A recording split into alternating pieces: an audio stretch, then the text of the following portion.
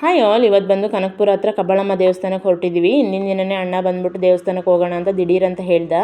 ಹೋಗೋದ ಬೇಡವಾ ಅಂತ ಒಂದು ಪ್ಲ್ಯಾನ್ ಆಗಿತ್ತು, ಯಾಕಂದರೆ ಚರಿತಿಗೆ ಬೇರೆ ಹುಷಾರಿರಲಿಲ್ಲ, ಬಿಟ್ಟು ಹೇಗೆ ಹೋಗೋದು ಅಂತ ಹೇಳ್ಬಿಟ್ಟು.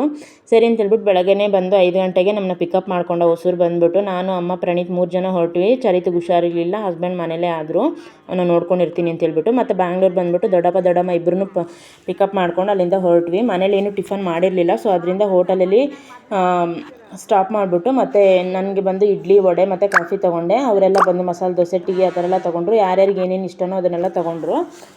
ಅಲ್ಲಿಂದ ಎಲ್ಲ ಟಿಫನೆಲ್ಲ ಮುಗಿಸ್ಕೊಂಡು ಆರಾಮಾಗಿ ತಿಂದ್ಕೊಂಡು ಅಲ್ಲಿಂದ ಹೊರಟ್ವಿ ನಾವು. ಹೋಗೋ ದಾರಿ ಎಲ್ಲ ತುಂಬ ಚೆನ್ನಾಗಿತ್ತು. ನಮ್ಮನ್ನ ಕರ್ಕೊಂಡು ಹೋಗಿದ್ನಲ್ಲ ತುಂಬ ಚೆನ್ನಾಗಿ ನೋಡ್ಕೊಂಡು ಕಳಿಸ್ದ ನಮ್ಮನ್ನ.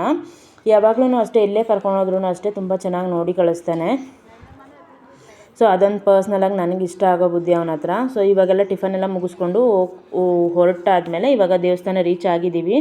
ದೇವಸ್ಥಾನ ಸುತ್ತಮುತ್ತ ಅಷ್ಟೇ ತುಂಬ ಚೆನ್ನಾಗಿದೆ, ಬಟ್ ಬಿಸಿಲಲ್ಲಿ ಹೋಗಿರೋದ್ರಿಂದ ಸ್ವಲ್ಪ ಬಿಸಿ ಅನ್ನಿಸ್ತಿತ್ತು ನಮಗೆ. ಮತ್ತು ಟಾಯ್ಸ್ ಆಗಲಿ, ಮಕ್ಕಳಿಗೆ ದೊಡ್ಡವ್ರಿಗೆ ಏನೇನು ಬೇಕು ಎಲ್ಲನೂ ಇರುತ್ತೆ, ಅಲ್ಲಿ ಶಾಪ್ ಮಾಡ್ಕೊಬೋದು. ಮತ್ತು ಕಾರೆಲ್ಲ ಪಾರ್ಕ್ ಮಾಡಿಬಿಟ್ಟು ನಾವು ಅಡುಗೆ ಮಧ್ಯಾಹ್ನ ಆಗಿತ್ತಲ್ವ, ಅಡುಗೆ ಮಾಡೋದಕ್ಕೆ ಆರ್ಡ್ರ್ ಕೊಟ್ಬಿಟ್ಟು ನಾವು ದೇವಸ್ಥಾನಕ್ಕೆ ದರ್ಶನಕ್ಕೆ ಹೋದ್ವಿ. ಬರೋಷ್ಟರೊಳಗಡೆ ಅಡುಗೆ ರೆಡಿಯಾಗಿರುತ್ತೆ. ಮತ್ತು ಹೋಗ್ತಾ ಇದ್ದಾಗ ದೇವಸ್ಥಾನದೊಳಗಡೆ ಬಂದುಬಿಟ್ಟು ತುಂಬ ರಶ್ ಆಗಿದ್ದರು. ಸೊ ಹೇಗೆ ಹೋಗೋದು ಅಂತ ಒಂದು ಇದಾಗಿತ್ತು, ಯಾಕಂದರೆ ಪ್ರಣೀತ್ ಬಂದು ನಿಲ್ಲಕ್ಕಾಗ್ತಾಯಿಲ್ಲ ಅಂತ ಹೇಳ್ತಿದ್ದ. ಯಾಕಂದರೆ ಚಪ್ಪಲ್ ಒಂದು ಕಡೆ ನಾವು ಬಿಟ್ಬಿಟ್ಟಿದ್ವಿ, ಬಿಸಿಲು ಬೇರೆ ಕಾಲು ಸುಡ್ತಾ ಇತ್ತು ಅವನಿಗೆ. ಸೊ ಅದರಿಂದ ಮತ್ತು ಸ್ಪೆಷಲ್ ದರ್ಶನ್ಗೆ ಹೋಗೋಣ ಅಂತ ಹೇಳ್ಬಿಟ್ಟು, ನೋಡಿ ಎಷ್ಟು ರಶ್ ಆಗಿದ್ದಾರೆ ದೇವಸ್ಥಾನ ಹತ್ರ ಅಂತ ಹೇಳ್ಬಿಟ್ಟು, ಸ್ಪೆಷಲಲ್ಲೇ ಹೋಗೋಣ ಅಂತ ಹೇಳ್ಬಿಟ್ಟು ಒಬ್ರಿಗೆ ಬಂದುಬಿಟ್ಟು 100 ರೂಪೀಸ್ ಚಾರ್ಜ್ ಮಾಡ್ತಾರೆ. 100 ರೂಪೀಸ್ ಕೊಟ್ಬಿಟ್ಟು ನಾವೆಲ್ಲರೂ ದರ್ಶನಕ್ಕೆ ಹೋದ್ವಿ. ಹೋಗ್ಬೇಕಾದ್ರೇ ಹಣ್ಕಾಯಿ ಎಲ್ಲ ತೊಗೊಂಡೋದ್ವಿ ದೇವ್ರಿಗೆ. ತುಂಬ ಚೆನ್ನಾಗಿ ದರ್ಶನ ಆಯಿತು. ಎಲ್ಲನೂ ಚೆನ್ನಾಗಿ ಮುಗಿಸ್ಕೊಂಡು ಅಲ್ಲಿಂದ ರಿಟರ್ನ್ ಆದ್ವಿ.